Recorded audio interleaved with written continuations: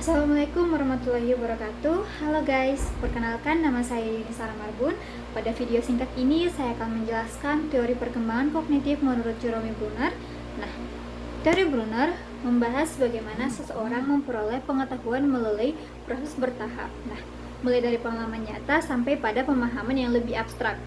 Menurut Bruner, belajar bukan hanya sekedar menerima informasi dari guru, melainkan juga proses aktif ketika siswa mulai membangun sendiri pengetahuannya melalui pengalamannya dan penemuannya sendiri.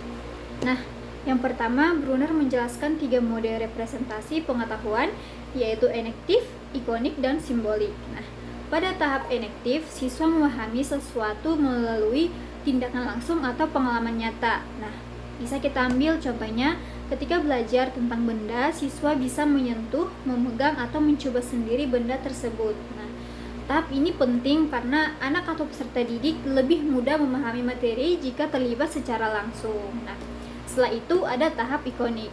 Pada tahap ini, pemahaman tidak hanya melalui tindakan, tetapi melalui gambar, diagram, simbol visual, atau ilustrasi. Contohnya bisa kita ambil juga ketika saat guru menjelaskan bagian tumbuhan dengan gambar, siswa mulai membentuk pemahaman dari visual tersebut.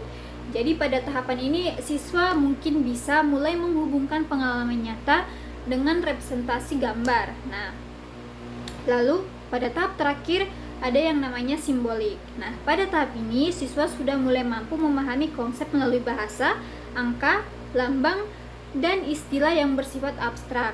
Nah, artinya adalah siswa tidak harus melihat benda aslinya untuk memahami materi karena ia sudah bisa mulai berpikir menggunakan simbol dan konsep. Nah, pada tahap ini bisa kita sebut menunjukkan perkembangan berpikir yang lebih tinggi. Nah, selain 3 mode tersebut, Bruner juga menjelaskan 2 bentuk proses belajar nih. Nah, yang pertama adalah discovery learning yang terbimbing. Nah, dalam metode ini, siswa diberi kesempatan untuk menemukan sendiri atau menemukan suatu konsep atau jawaban, tetapi tetap dengan arahan guru. Nah, jadi guru tidak langsung memberikan jawaban yang benar, melainkan membimbing siswa agar aktif mencari, mengamati, dan menyimpulkan. Nah, seperti itu. Nah, cara ini juga bisa membuat siswa lebih paham karena mereka terlibat langsung dalam proses menemukan pengetahuan.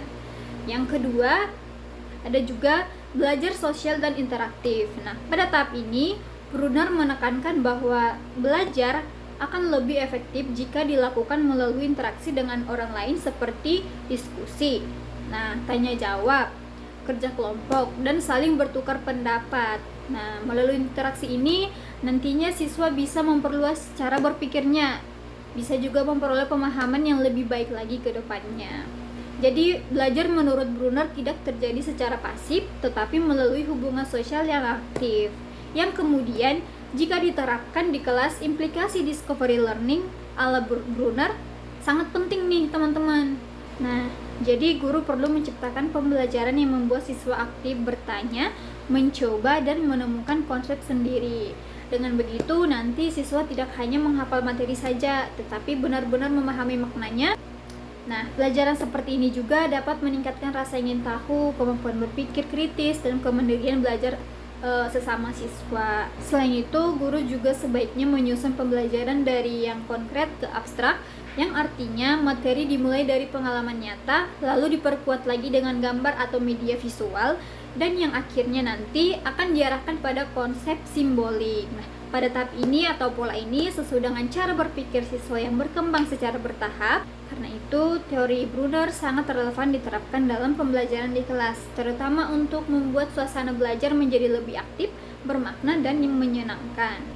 Jadi, dapat disimpulkan bahwa teori Jerome Bruner menekankan pentingnya proses belajar yang aktif, bertahap, dan melibatkan penemuan. Nah, melalui tahap enektif, ikonik, dan simbolik, siswa dapat memahami materi dari pengalaman nyata hingga ke konsep abstrak. Nah, sementara itu, discovery learning dan pembelajaran interaktif membuat siswa lebih mandiri dan terlibat dalam proses belajar, dan itulah mengapa teori Bruner sangat bermanfaat dalam dunia pendidikan. Nah, sekian penjelasan yang dapat saya jelaskan pada kesempatan kali ini atau video singkat ini.